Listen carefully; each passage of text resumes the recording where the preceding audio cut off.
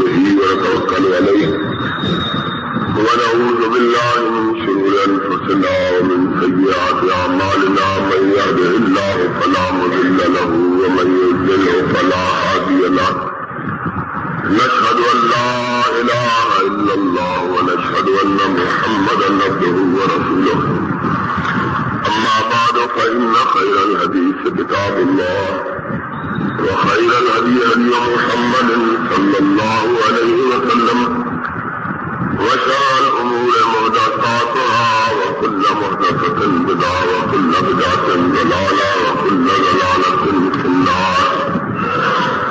أعوذ بالله السميع العليم من الشيطان الرجيم. بسم الله الرحمن الرحيم. فليحذر الذين يخالفون عن أمره أن تصيبهم فتنة أو يصيبهم عذاب أليم. صدق الله مولانا العظيم. تمام قسم کی تعریفات وحدہ لا شریک خالق کائنات مالک ارض و سما کے لیے ہے، اور لاکھوں کروڑوں درود و سلام ہو اس ہستی اقدس و مقدس پر جن کا نام نامی اسم گرامی محمد رسول اللہ صلی اللہ علیہ وسلم. وہ سرور گرامی کہ رب ذوالجلال نے جن کی ہر بات کو اپنی بات قرار دیا اور جن کی اتباع اور جن کی اطاعت پر نجات کو محصور کیا، وہ امام برحق حضرت محمد رسول اللہ صلی اللہ علیہ وعلیٰ آلہ وسلم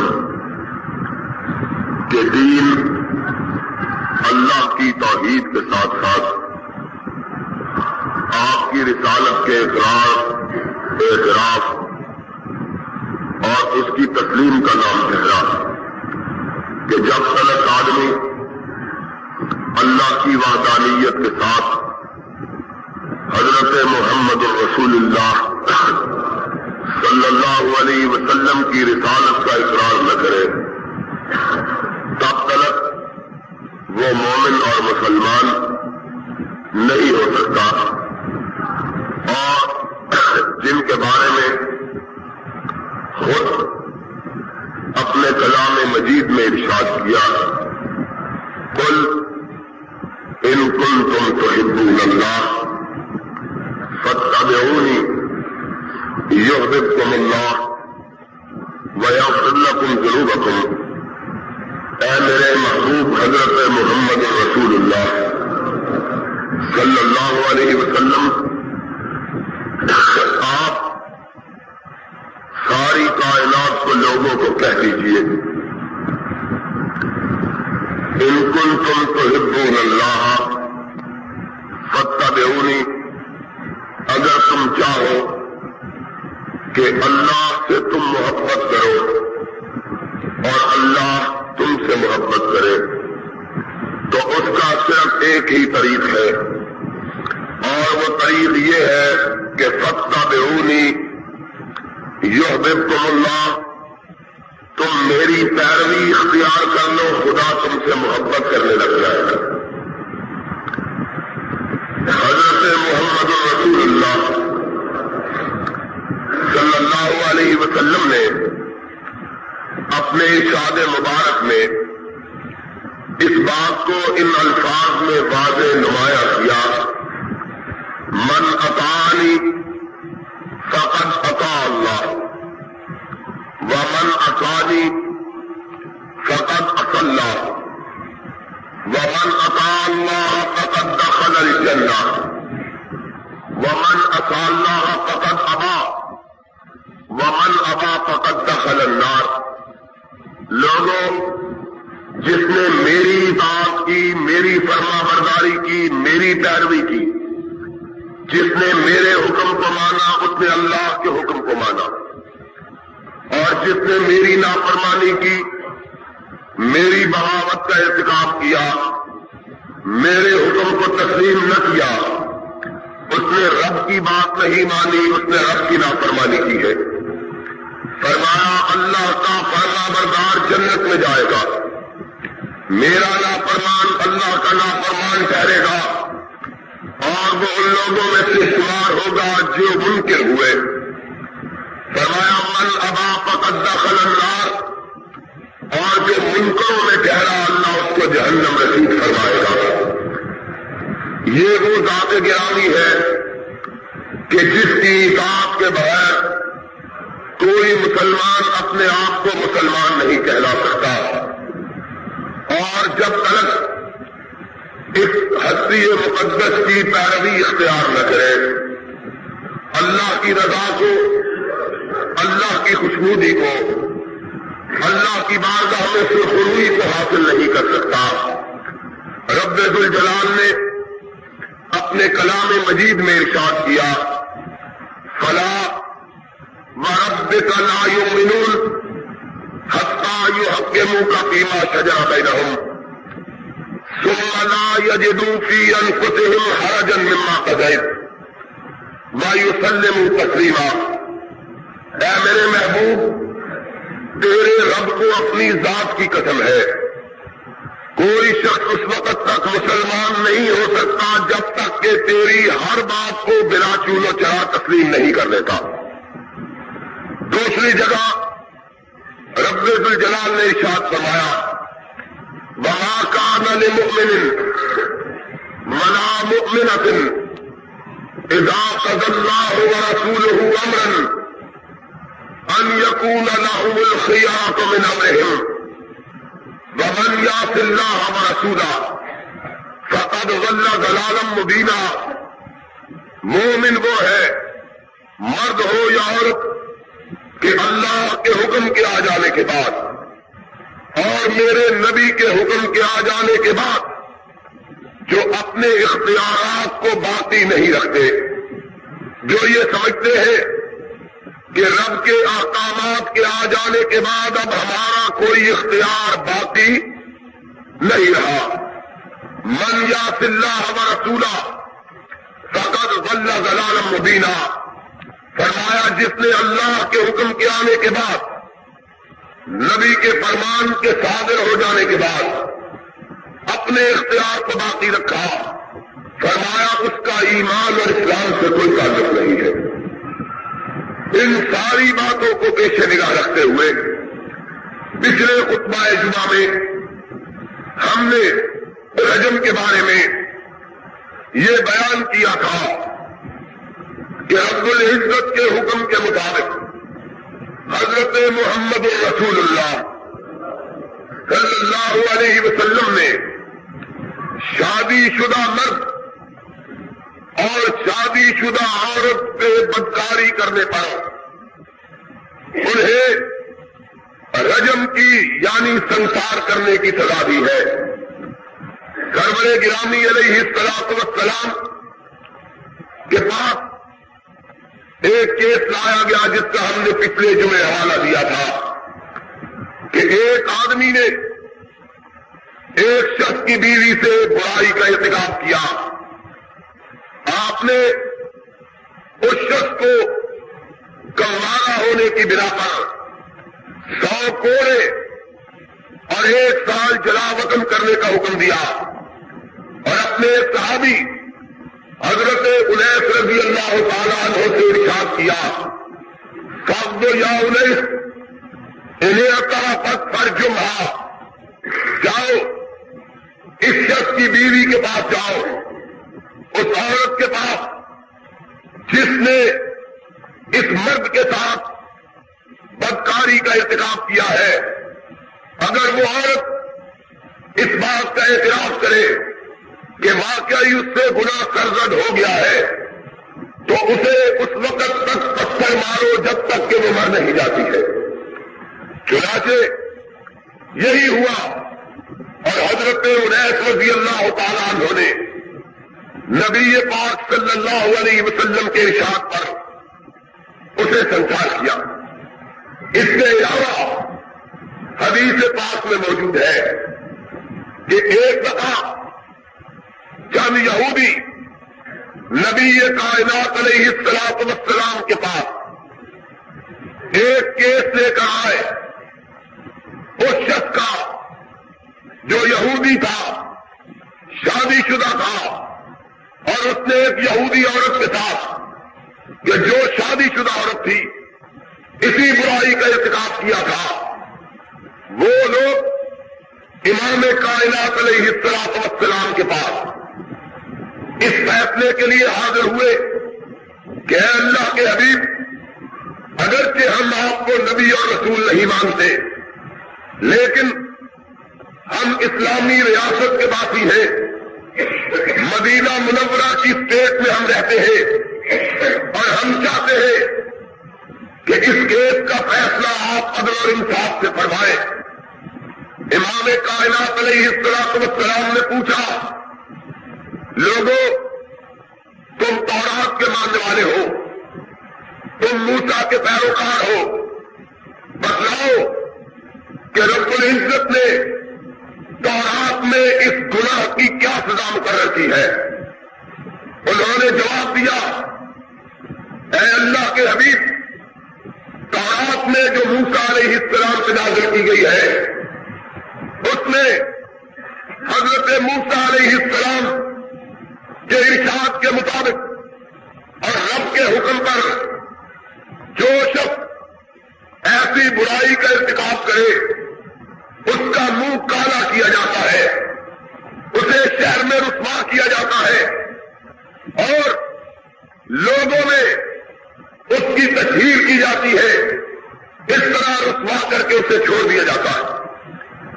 حضرت محمد رسول اللہ صلی اللہ علیہ وسلم نے ارشاد کیا، جاؤ تورات لے کے آؤ۔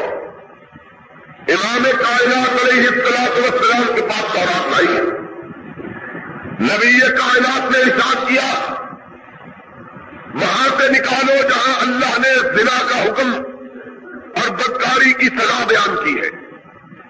انہوں نے تورات کے ان صفحات کو نکالا جس میں بدکاری کی سزا بیان کی گئی، ساری سزا انہوں نے پڑھی، اور جہاں سنسار کرنے کا ذکر آیا تھا وہاں پڑھتے پڑھنے والے نے اپنا ہاتھ رکھ لیا۔ حضرت محمد الرسول اللہ صلی اللہ علیہ وسلم، سب کہو صلی اللہ علیہ وسلم، اس نے کہا کہ حضور تو امی نبی ہے، انہیں پڑھنا نہیں آتا، میں چالاکی کر کے ہاتھ رکھ کے آئے۔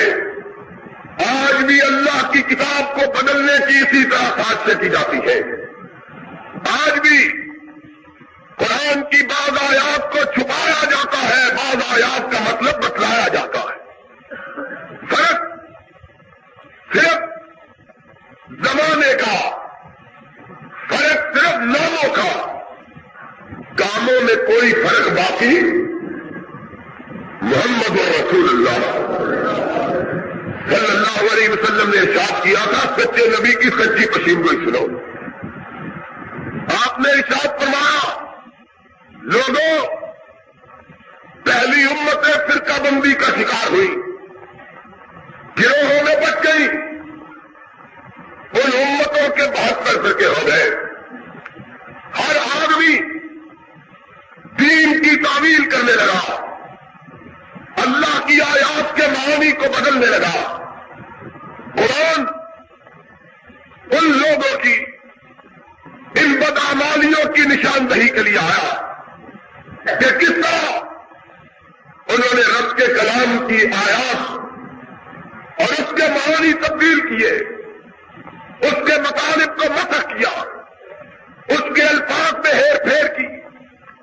لیکن افسوس ہے اس امت پر کہ جس پر قرآن جیسی سچی کتاب آئی، جس کی ہدایت کے لیے نبی پاک جیسا سچا نبی اللہ نے بھیجا، وہ امت یہودیوں کی روش اختیار کرنے لگی، جو امتیں اللہ کے غضب کا اور اللہ کی لعنت کا شکار ہو گئی۔ سرور گرامی نے فرمایا لوگوں یاد رکھو ایک دور آئے گا کہ میری امت کے لوگ بھی اسی طرح گروہوں میں بچ جائیں گے جس طرح پہلی امتیں بچی تھی، اسی طرح قرآن کی آیات کی تعویل کریں گے، قرآن کے معانی کو بدلیں گے، اس لیے کہ اپنے آپ کو بدلنا گوارا نہیں، رب کے کلام کو بدلنا گوارا ہے، اپنی خواہشات۔ آج ہم اسی طرح یہود کی روش پہ چل نکلے، لیکن امام کائنات نے فرمایا تھا پہلی امتیں 72 فرقوں میں تبدیل ہوئی، میری امت 73 فرقوں میں تبدیل ہو جائے گی، لیکن ایک گروہ قیامت تک ایسا موجود رہے گا جو وہی بات کہے گا جو رب کے قرآن میں آئی ہے، میرے فرمان میں آئی ہے، ایک گروہ ایسا موجود رہے گا۔ فرمایا لا یضرہم من خاذلہم، دنیا ان کی مخالفت کرے گی، وہ گروہ لوگوں کے مقابلے میں تعداد میں کم ہوگا، اور وہ لوگوں جن کو رب نے توحید اور سنت کی نعمت سے مالا مال کیا ہے۔ سنو کہ نبی رحمت نے خود اپنی زبان مبارک سے تمہاری جماعت کو، تمہارے گروہ کو، تمہارے اعمال کو سراہا، انہیں پسند کیا، تمہارے بارے میں پشیم گوئی کی۔ میں ان لوگوں کی بات کرتا ہوں جو صرف اللہ کی کتاب کو اور نبی پاک کے فرمان کو ماننے والے، اور اس بارے میں کسی قسم کی کوئی مداحنت گوارا کرنے والے نہیں ہے۔ بولو سرور کائنات سے فرمایا لا تزال طائفۃ من امتی منصورین علی الحق، میری امت کا ایک چھوٹا گروہ دین کے جھنڈے کو سربلند رکھے گا، لوگ ان کی مخالفت کریں گے، لیکن اللہ ان کی لوگوں کی مخالفت کے باوجود ان کی حفاظت فرمائے گا۔ دنیا کی کوئی طاقت اس گروہ کو مغلوب بنا سکے گی نہیں۔ وہ گروہ آپ سے پوچھا گیا اللہ کے رسول وہ گروہ کون سا ہے؟ فرمایا ما انا علیہ واصحابی، وہ گروہ وہ ہے جو اس بات کو ماننے والا ہے جس کو محمد منواتا رہا، محمد کے صحابہ مانتے رہے صلی اللہ علیہ وسلم۔ نبی پاک صرف اللہ کی کتاب اپنے فرامین منواتے رہے، اور صحابہ کرام نے رب کے قرآن اور نبی کے فرمان کے سوا کسی دوسری چیز کو ماننا گوارا نہیں کیا۔ یہی ہماری دعوت، یہی ہمارا پیغام، اسی کی طرف ہم لوگوں کو بلاتے، یہی بات ہم سناتے، یہی خطبات ہم بیان کرتے ہیں کہ لوگوں آؤ، اصل دین وہ ہے جو نبی کائنات نے عطا کیا، اور اصل وہ دین وہ ہے جسے صحابہ کرام نے اختیار کیا ہے رضوان اللہ علیہ مجمعین۔ تو حضرت محمد رسول اللہ صلی اللہ علیہ وسلم نے تفصیل گوئی کی تھی، وہ یہودی آئے، انہوں نے سمجھا نبی پاک کو طواف کرنا نہیں آتی ہے، چالاکی کے ساتھ پڑھتے پڑھتے جس طرح کوئی چالاک آدمی پڑھتا ہے، ہاتھ رکھ کے انگلی رکھ کے، اس طرح پڑھتے پڑھتے جہاں انصار کرنے کا حکم آیا، رجم کا لفظ آیا، اس نے اپنی ہتھیلی رکھی ہوئی ہے پڑھتے ہوئے، لیکن نہیں جانتا تھا اس کا تعلق جس کے سامنے وہ طواف پڑھ رہا ہے زمین کے ساتھ نہیں، اس کا تعلق آسمان کے ساتھ ہے۔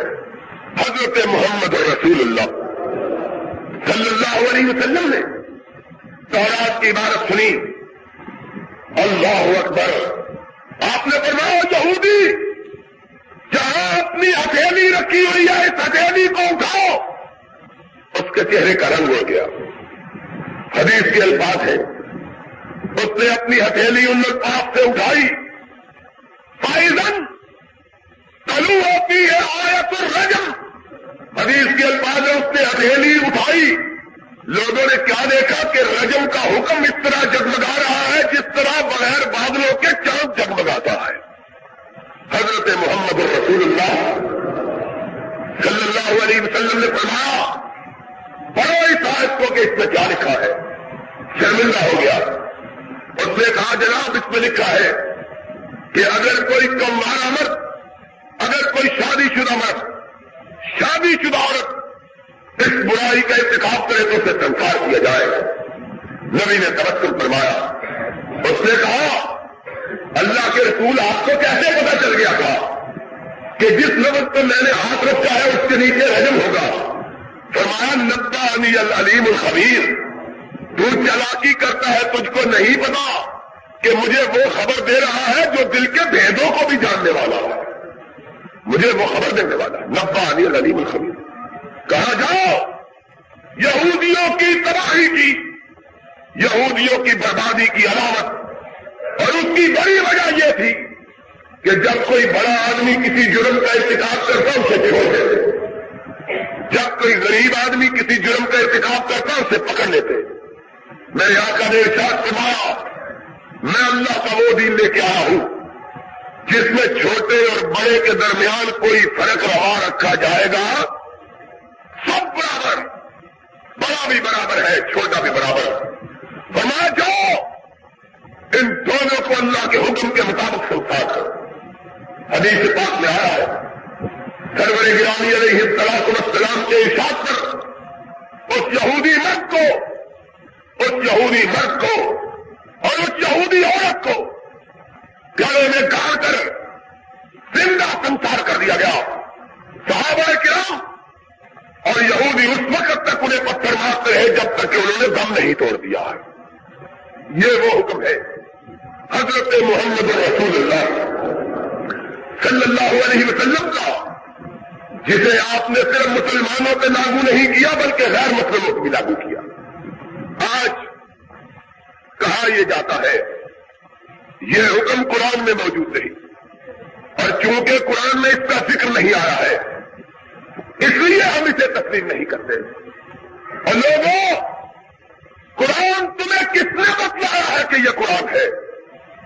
قرآن اس نبی نے بتلایا ہے کہ جس کی زبان اقدس کی بات کو سنت اور حدیث کہا جاتا ہے۔ اگر نبی نہ ہوتا، اگر نبی بیان نہ کرتا، ہمیں پتہ چل سکتا نہیں تھا کہ یہ قرآن کی آیت ہے کہ قرآن کی آیت حدیث میں آیا ہے۔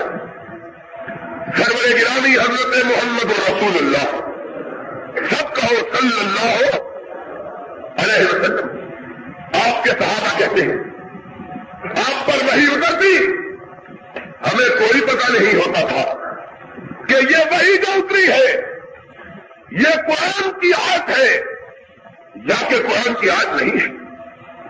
صحابہ سے پوچھا گیا آپ کو کیسے پتہ چلتا تھا کہ قرآن کی آیت ہے؟ صحابہ کہتے ہیں نبی یہ کائنات وحی کا سلسلہ منقطع ہو جانے کے بعد ہم کو بتلاتے رب نے یہ حکم اتارا ہے، اور فرماتے اور میرے ساتھیوں سن لو یہ حکم قرآن میں شامل ہے یا قرآن میں شامل نہیں ہے۔ پھر بتلاتے اگر یہ حکم قرآن میں شامل ہے تو اس کو کس صورت میں لکھا جائے، کس جز میں لکھا جائے۔ یہ قرآن اس کی ساری ترتیب اگر بیان کی ہے تو محمد رسول اللہ نے بیان کی ہے۔ اگر نبی بیان کرنے والا نہ ہو تو ہمیں پتہ چل سکتا نہیں کہ قرآن کی آیت ہے کہ قرآن کی آیت نہیں۔ کئی دفعہ حکم آیا لیکن نبی نے اس کو قرآن میں درج نہیں لگایا، حکم موجود حدیث میں آیا۔ صحابہ کرام رضوان اللہ علیہ مجمعین غزوہ خیبر کے موقع پر قلعے خیبر کو فتح کرنے کے لیے گئے ہوئے، سارے کے سارے صحابہ نبی کی معیت میں یہودیوں سے جنگ کے لیے خیبر کے قلعے کے باہر پروکش۔ حدیث پاک میں آیا ہے راستہ اتنا دشوار اور راستے کے پہاڑ اور قریب پگڈنڈیاں اتنی سنگا کہ صحابہ کے پاؤں چھل گئے، پیروں سے خون رسنے لگا.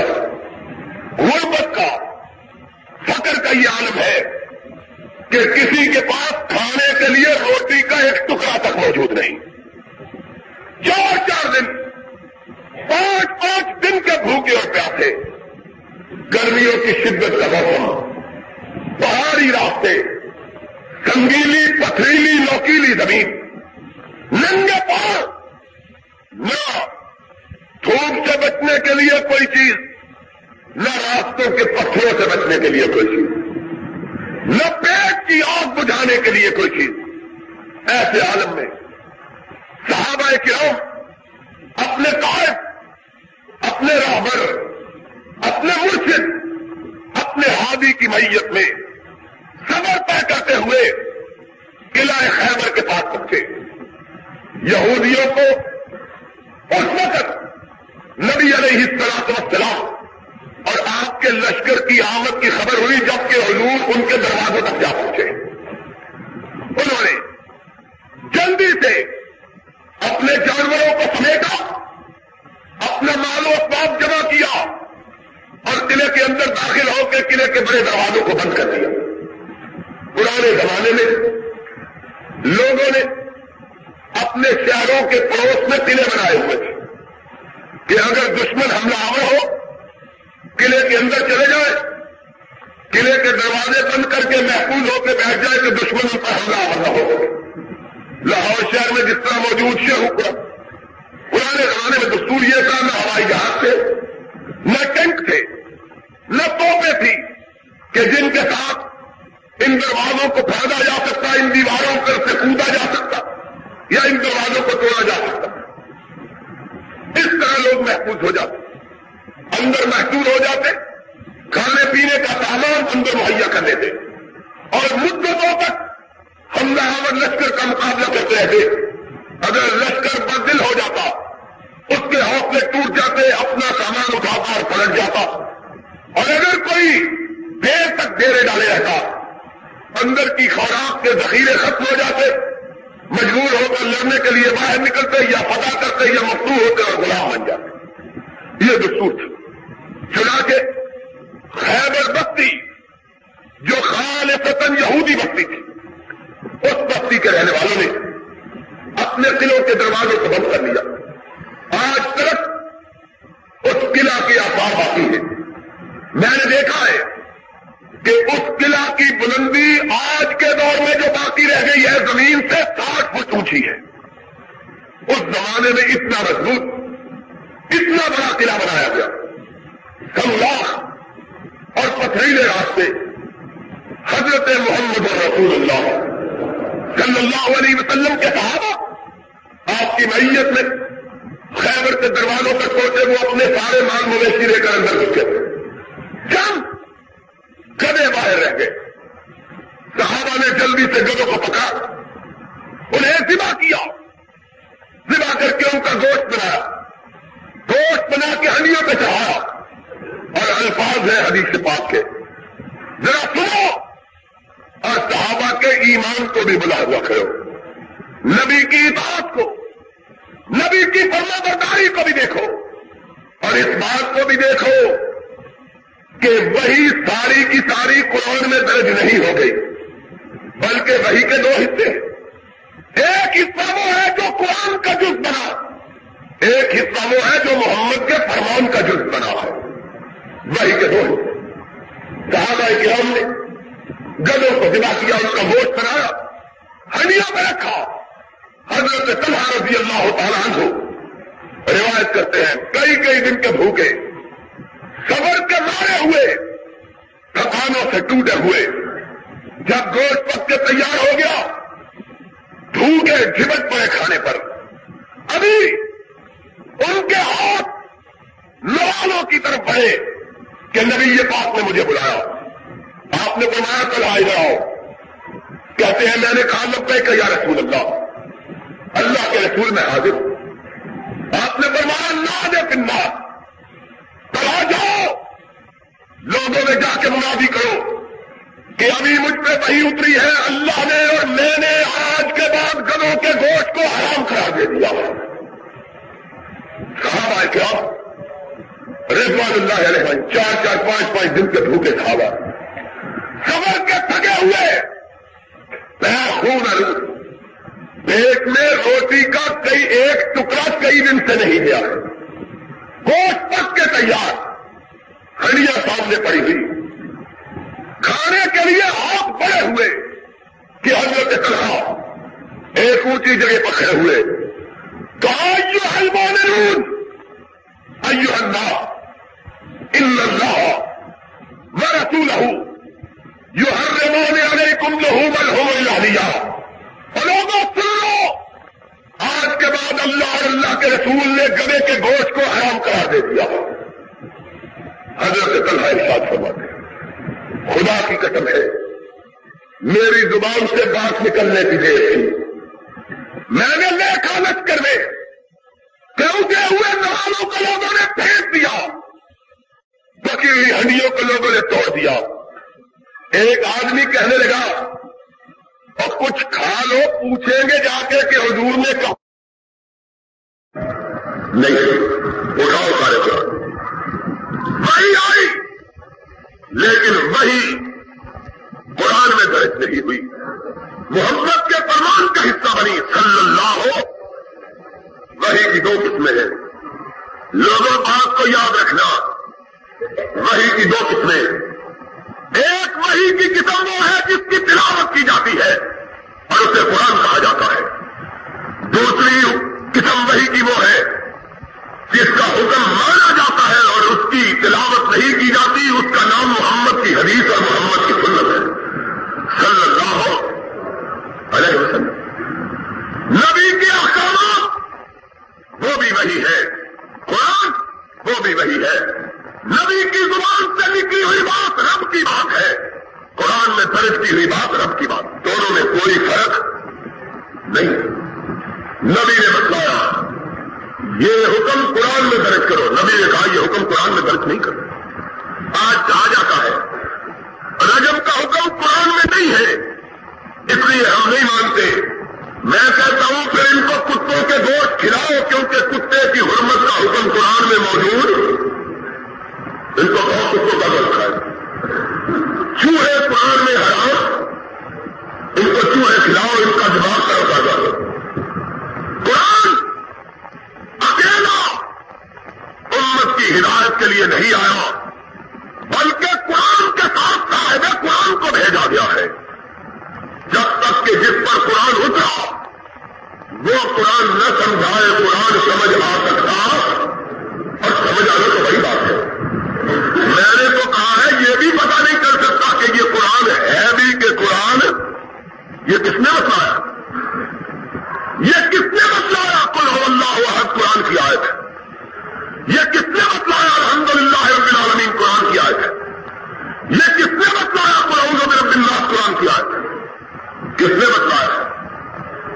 یہ ثابت ہوا ہے تو حدیث پاک سے ثابت ہوا کہ محمد رسول اللہ صلی اللہ علیہ وسلم نے بتلایا ہے کہ یہ قرآن کیا، اور اگر نبی یہ نہ بتلائے تو کسی کو یہ معلوم ہو سکتا نبی کے فرمان سے معلوم۔ اس لیے یاد رکھو وہ شخص جو یہ کہتا ہے مجھے اللہ کی کتاب کافی ہے، میں نبی کی بات کو نہیں مانتا، نبی کی بات حکم کے ثبوت کے لیے ضروری نہیں ہے، اس کو پوچھو کہ اللہ کی کتاب کی خبر کس نے دی ہے کہ یہ اللہ کی کتاب، یہ بھی تو نبی کے بتلانے سے پتہ چلا۔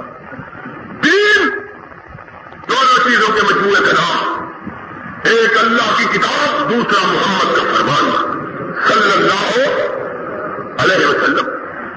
جس طرح حدیث کے بغیر نجات نہیں اسی طرح قرآن کے بغیر نجات نہیں، جس طرح قرآن حدیث کے بغیر نہیں سمجھا جا سکتا اسی طرح حدیث بھی قرآن کے بغیر اپنے مفاہیم کو واضح نہیں کرتا۔ دونوں چیزوں کو اللہ نے لازم کیا، آج اس لیے واضح احکامات سے ہوتے اور نبی پاک صلی اللہ علیہ وسلم۔ اور سب سے بڑی بات جو میں بتلانا چاہتا ہوں وہ یہ ہے، پچھلے ہفتے ایک مضمون چھپا ہے ان ججوں کی تائید میں جنہوں نے اپنی جہالت کے ساتھ نبی کے کیے ہوئے فیصلے کو غیر اسلامی قرار دیا۔ ان کی حمایت میں ایک مضمون چھپا اور میں نے کہا تھا اسی جمعہ کے دن یہاں جمعہ پڑھا کے مامو کانجن کی کانفرنس میں رات کو کہا تھا افسوس ہے کہ اس ملک میں کتوں کو چھوڑ دیا گیا ہے، پتھروں کو باندھ دیا گیا ہے۔ چاہیے یہ تھا کتے بندھے ہوئے ہوتے، پتھر آزاد ہوتے، کہ اگر کتا کسی کو کاٹنے کے لیے بڑھے تو شریف آدمی پتھر مار کے اپنا بچاؤ کر سکے، لیکن معاملہ الٹا ہو گیا ہے۔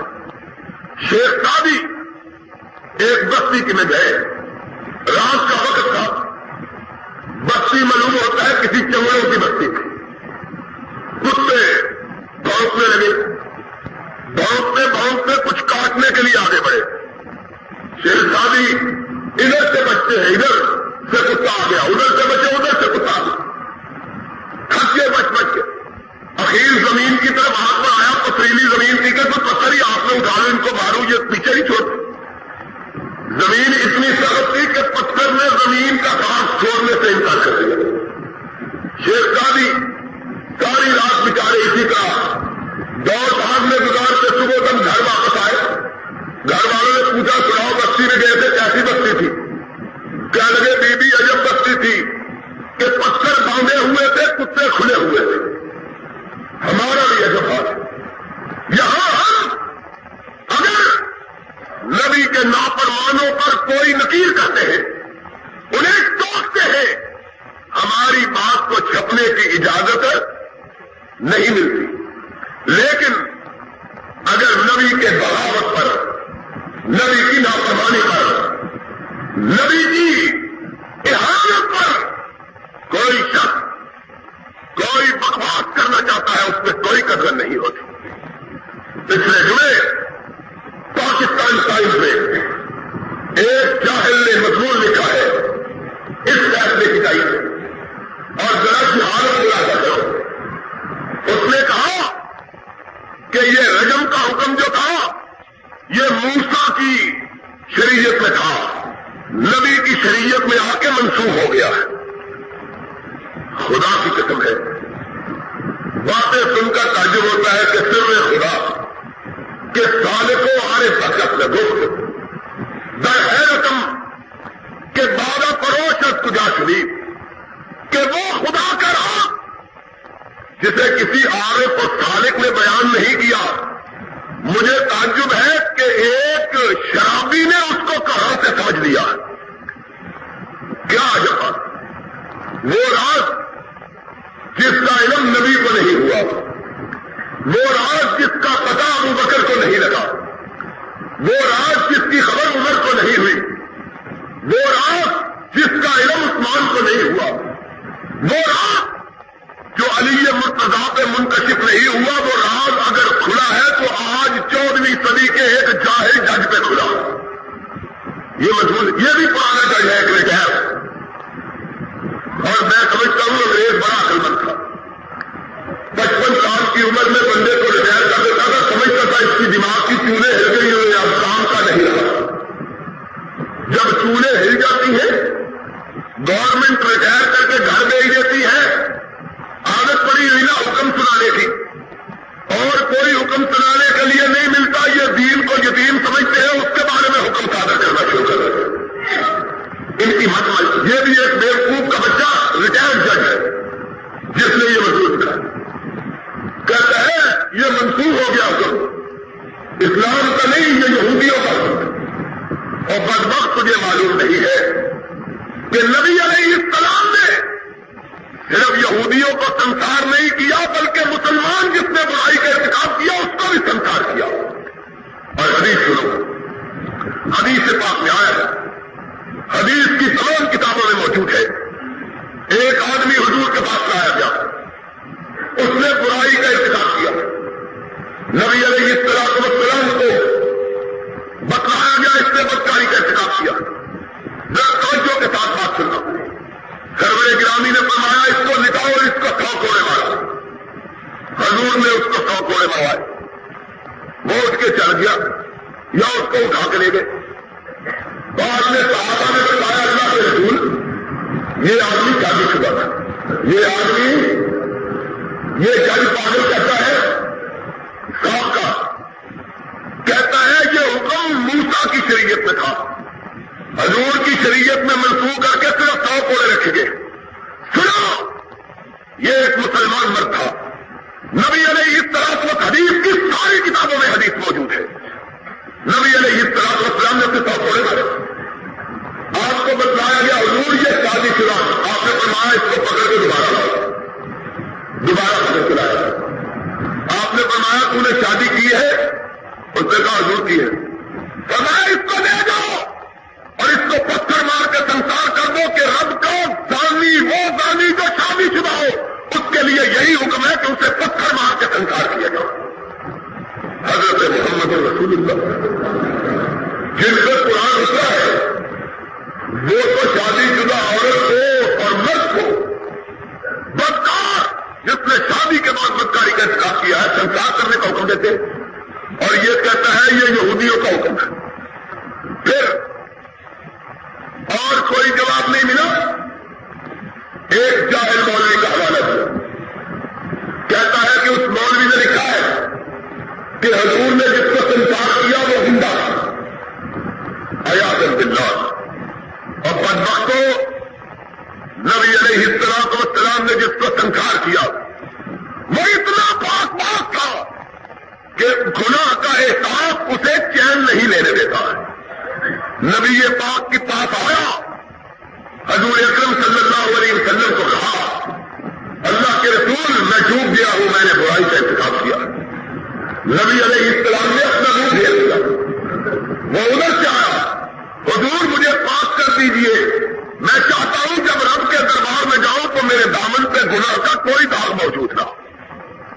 حضور نے پھر منہ پھیر دیا.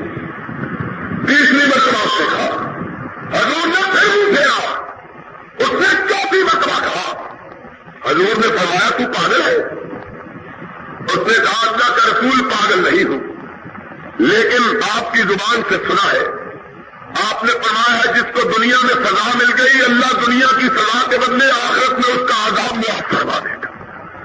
میں نے برائی کا انتخاب کیا، میں نہیں چاہتا کہ میں اللہ کا عذاب کروں. اللہ کے رسول اللہ کی بارگاہ میں جانے سے پہلے مجھے پاک کر دیجیے گا. نبی نے فرمایا صلی اللہ علیہ وسلم نہ دیکھو یہ بدماش بدبخت اسلام نہ آسنا اور نبی کے صحابہ کے بارے میں بدزبانی کرنے والے لوگ کس طرح اپنے خود سے باطن کا اظہار کرتے کہتا ہے گنڈا تھا. بدبخت گنڈے وہ ہیں جو نبی کے حکم کو یہ کہہ کے مسترد کر دیتے ہیں کہ ہم اس حکم کو نہیں مانتے یہ اللہ کی کتاب سے نہیں. وہ گنڈا نہیں ہے جس کو جرم کا اتنا احساس ہے کہ اسے گناہ کا احساس چین نہیں لینے دیتا.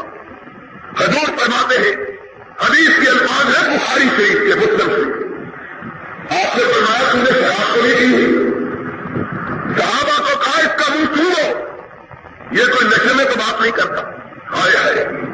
اس نے کہا اللہ کے رسول مجھے شراب کا نشہ نہیں، اللہ کے عذاب نے میرے ہوش و حواس گم کر رکھے ہیں.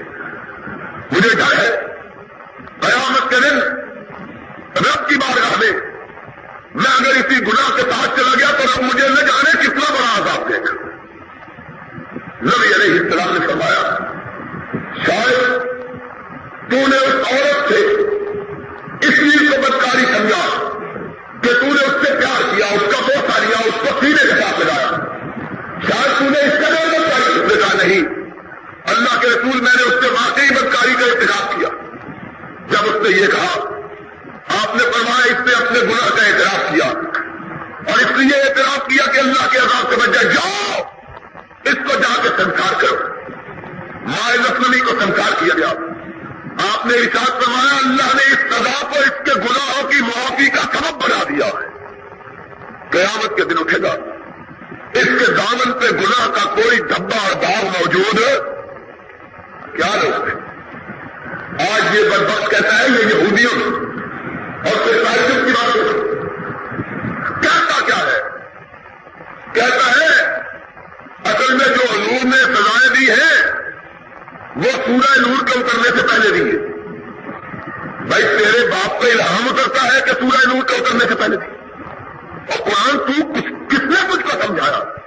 اور اگر یہ سزا سورہ نور کے اترنے سے پہلے ہوتی تو ابو بکر اپنے دور خلافت میں زانی کو سنسار نہ کرتے۔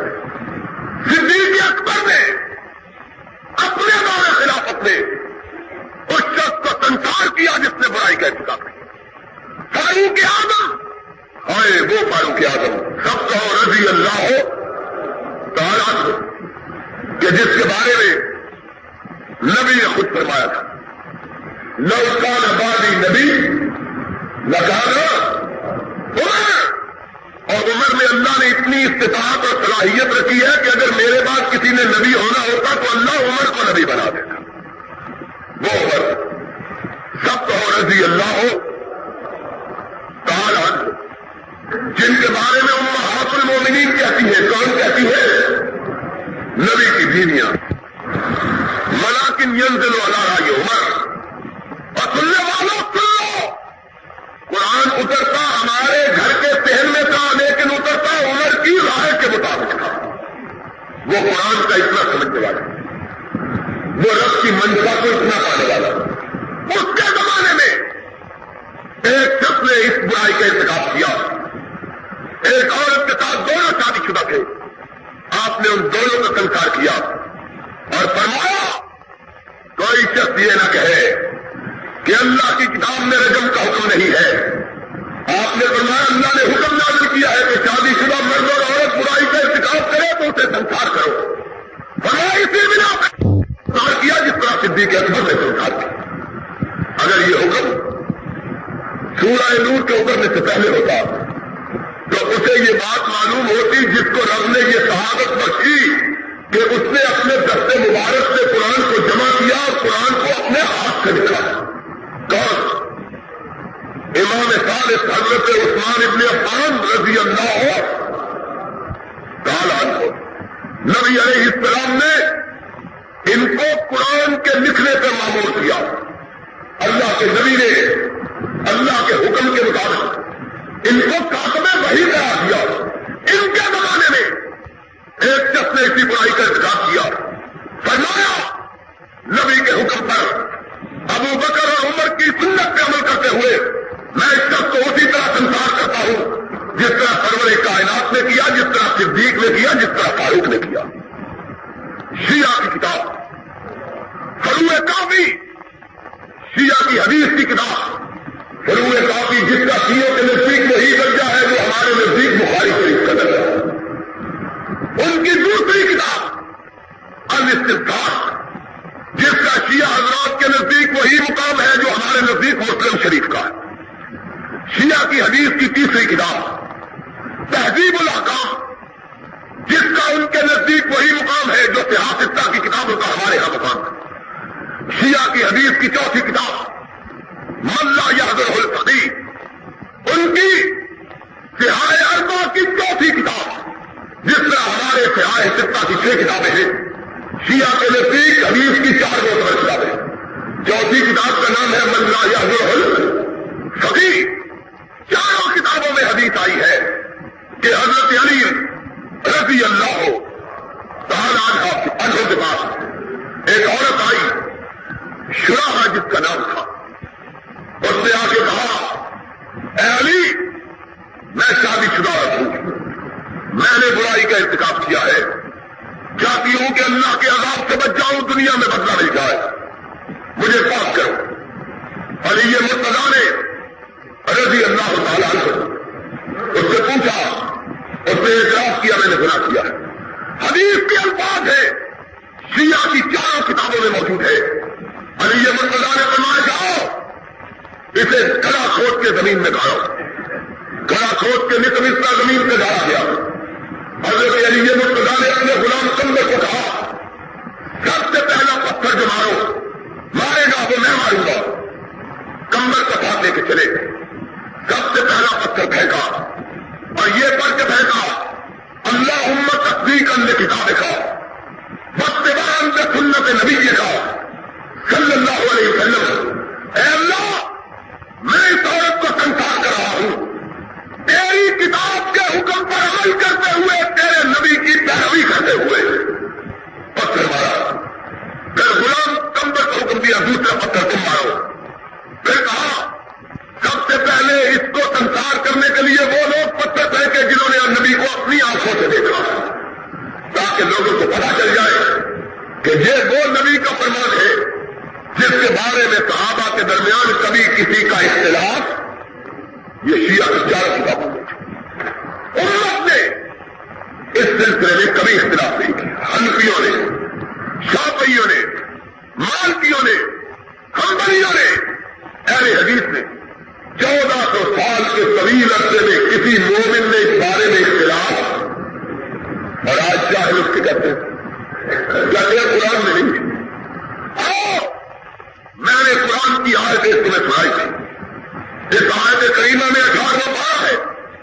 پچھلے خطبہ جمعہ میں نبی کی پیروی کے بارے میں بہت سی آیات سنائی. آخری آیت کریمہ یہ سن لو.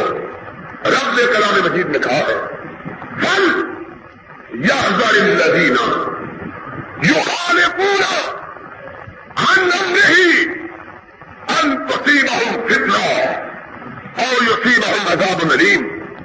وہ لوگ اللہ سے ڈر جائیں. اللہ کون لوگ؟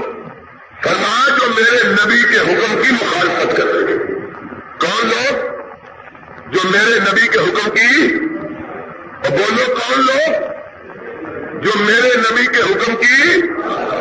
اپنا نام یہاں لیا، رب نے اپنا نام یہاں لیا، صرف نبی کا نام لیا.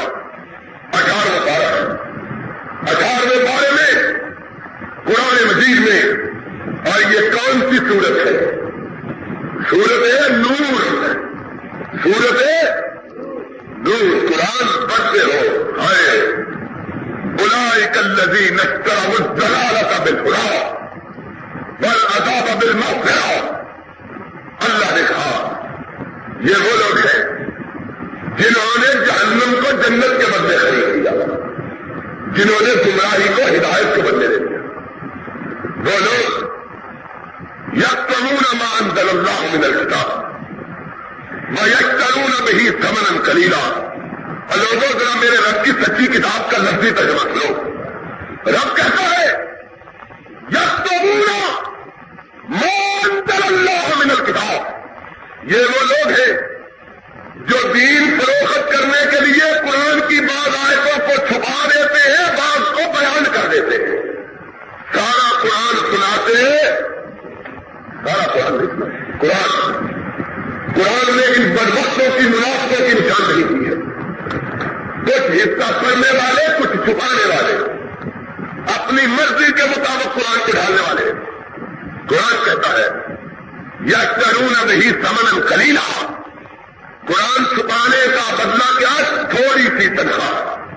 قرآن کی آیت ہے، ہم نے نہیں بنایا ترجمہ. یشترون بہ ثمنا، تھوڑی تنخواہ کے عوض قرآن کو بدلنے والے، تھوڑے پیسوں کے عوض دین کو بیچنے والے. وہ لوگ قرآن کی پہلی آیت پڑھی، سورہ نور کی آخری آیت پڑھی، سورہ نور کی آخری آیت یاد رکھنا. فَلْيَحْذَرِ الَّذِينَ يُخَالِفُونَ عَنْ أَمْرِهِ. اور وہ لوگوں جو میرے پیغمبر کے حکموں کو نہیں مانتے، ڈر جاؤ. اللہ کس بات سے ڈرتے؟ أَن تُصِيبَهُمْ فِتْنَةٌ أَوْ يُصِيبَهُمْ عَذَابٌ أَلِيمٌ. ڈر جاؤ یا دنیا میں رسوائی ہوگی یا قیامت کے دن اللہ کا عذاب تمہارا احاطہ کر رہے. دنیا میں کیا ہوگا؟ دنیا میں کیا ہوگا؟ رسوائی. اور آخرت میں کیا ہوگا؟ پتھر. ان تصیبہم فتنہ اور یصیبہم عذاب، دردناک عذاب تمہارا انتظار کر رہا میرے نبی کے مخالف ہو. جس بات کا حکم نبی نے دیا، جو فیصلہ نبی نے کیا، جو حکم نبی سے ثابت ہوا، دنیا کی کوئی بڑی سے بڑی عدالت اس کو غلط قرار دے سکتی. وآخر دعوانا ان الحمد للہ رب العالمین. من شرور انفسنا ومن سيئات اعمالنا من يهده الله فلا مضل له ومن يضلل فلا هادي له. نشهد ان لا اله الا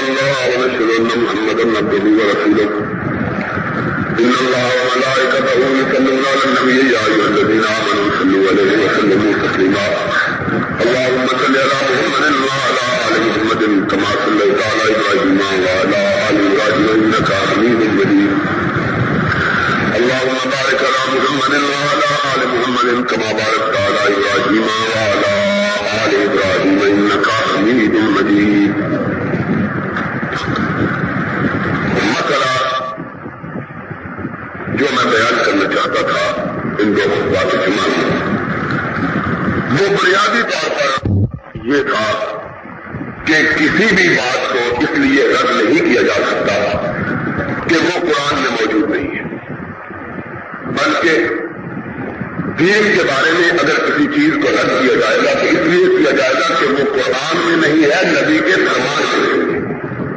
اگر کوئی ایسی بات ہو پھر تو واقعی، لیکن صرف یہ کہنا کہ اللہ کی کتاب کافی ہے اور کسی چیز کی ضرورت نہیں، یہ گمراہی کی علامت ہے۔ اس لیے کہ اس کا مطلب یہ ہے کہ قرآن کا وہ مفہوم ہم بیان کریں جو ہمارا جی چاہے، قرآن ہم اس طرح سمجھے جس طرح ہم جی چاہے سمجھیں، بلکہ رب العزت نے کلام مجید کو جو حضرت محمد رسول اللہ صلی اللہ علیہ وسلم پہ نازل کیا، حضور کو مبعوث کیا، کس لیے کیا؟ فرمایا یعلمہم الکتاب والحکمہ، اس لیے کیا کہ قرآن پڑھائے بھی، قرآن سکھائے، کہ حضور کے سکھائے بغیر قرآن آدمی سیکھ سکتا گمراہی۔ اس لیے بھی ہم نے ان دو خطبات جمعہ میں انتہائی برہمی کا، نفرت کا اور تلخی کا اظہار کیا کہ اصل میں اس حکم کے پیچھے یہ جو فیصلہ ہے 3 پاگل ججوں کا، اس کے پیچھے جو سازش کا فرما ہے وہ یہ ہے کہ دین کی بنیادوں پہ حملہ آور ہو کے دین کی بنیادوں کو ڈھا دیا جائے۔ یہ جو مولوی لوگ، یہ جو دیندار لوگ، یہ جو مسلمان لوگ ہر روز مطالبے کرتے رہتے ہیں اسلام نافذ کرو، اسلام نافذ کرو، ان کو بتلایا جائے کہ اسلام کی کوئی چیز متفقہ ہے ہی کچھ نہیں، اسلام کیا نافذ کرے؟ اصل یہ سازش، اسی وجہ سے ہمیں تلخی پیدا ہوئی، اور اللہ کے فضل و کرم سے ہمیں یقین ہے انشاءاللہ العزیز کہ امت نے، ساری امت نے اس پر جتنی ناراضگی کا، برہمی کا، نفرت کا، تلخی کا اظہار کیا ہے، آئندہ کسی بد باطن کو دین محمد کے ساتھ کھیلنے کی ضرورت نہیں ہوگی انشاءاللہ۔ آئندہ سوچ سمجھ کے بولے۔ اس سلسلے میں ہمارا ایک مفصل پریس کانفرنس جو ہم نے پہلے دن کی تھی وہ چھپ گئی ہے، جو دوست حاصل کرنا چاہے بغیر قیمت کے لے سکتے ہیں۔ پتہ نہیں آج وہ لڑکا آیا ہے لے کے کہ نہیں، اگلے جمعے لے لے کے جس میں حاصل کرنا ہے۔ اس لیے ہم نے دلائل کا مکمل طور پر تجزیہ کیا اور بتلایا ہے کہ غلطی کہاں سے لگی اور اس غلطی کے محرکات کیا ہے۔ دوسری بات اس سلسلے میں یہ ہے کہ میرے بات نیک نہاد لوگوں سے، نیک طبیعت لوگوں سے، سادہ لوگ جن میں بعض اہل حدیث بھی شامل ہیں، ان لوگوں سے یہ سنا ہے، کہتے ہیں اور جی بات یہ تو ہے تو ٹھیک کہ اصل تو قرآن ہی ہے، اصل تو اس وجہ سے کہ بعض دکانداروں نے اپنی دکان چمکانے کے لیے قرآن کہنا شروع کر رکھا ہے۔ یاد رکھو حضرت محمد رسول اللہ صلی اللہ علیہ وسلم نے اپنے سارے فرامین میں اور رب نے اپنے سارے کلام مجید میں کہیں بھی تنہا قرآن کو ماننے کا حکم نہیں دیا، بار بار یہی کہا ان کنتم تحبون اللہ فاتبعونی قل اطیعوا اللہ ورسولہ ولا تولوا عنہ وانتم تسمعون۔ اے لوگوں، نبی کی بات سن کے نہ ٹکراؤ کہ اگر تم نے نبی کی بات کو ٹکرا دیا رب تم کو ٹکرا دے گا۔ قرآن کیا ہے؟ قرآن میں رب نے کہا لا تبطلوا اعمالکم، نبی کی بات رد کر کے اپنے عملوں کو ضائع، اس لیے بات کو توجہ کے ساتھ سن لو، شریعت میں دونوں چیزوں کی یکساں حیثیت ہے، دونوں چیزوں کی یکساں حیثیت ہے، قرآن کی اور نبی کی سنت کی، دونوں میں کوئی فرق موجود۔ نمازیں میں نے پچھلے جمعے پتہ نہیں بتلایا ہے، 5 نمازیں، ان کا ذکر قرآن میں کہیں نہیں آیا۔ نماز کا طریقہ کہ ہاتھ اٹھاؤ سینے پہ باندھو، پھر ہاتھ اٹھاؤ رکوع کرو، پھر سر اٹھا کے وقفہ کرو، پھر سجدے میں جاؤ، پھر سجدے سے سر اٹھاؤ، بیٹھو، پھر سجدہ کرو، پھر اٹھ کے کھڑے ہو جاؤ، سارے قرآن کے کسی پارے میں موجود نہیں سمجھے بات، اتحیات سارے قرآن میں کہیں موجود، سلام پھیرنے کا طریقہ سارے قرآن میں کہیں موجود، زکات اس کا نصاب کس پہ لازم ہوتی ہے اس کا کوئی ذکر قرآن میں موجود، حج اس کا طریقہ، اس کے اعمال، اس کے افعال، ان سب کی تفصیل قرآن میں موجود، روزے ان کا تفصیلی بات اور رمضان کے تفصیلی مسائل کا ذکر قرآن میں موجود، یہ پانچ طریقے ہی ہے نا، اور کیا ہے؟ تو عید و رسالت 1، نماز 2، زکات 3، روزے 4، اور 5ویں چیز کیا ہے؟ وہ ان 5 چیزوں میں سے 4 چیزوں کا تفصیلی ذکر قرآن میں موجود نہیں، پھر کیا قرآن کرتے؟ یاد رکھو، اسلام میں، شریعت میں، دین میں سنت کا وہی مقام ہے جو قرآن کا مقام ہے، اور دونوں کے درمیان کوئی فرق نہیں ہے۔ محمد رسول اللہ۔ بسم اللہ الرحمن الرحیم۔ السلام علیکم ورحمۃ اللہ۔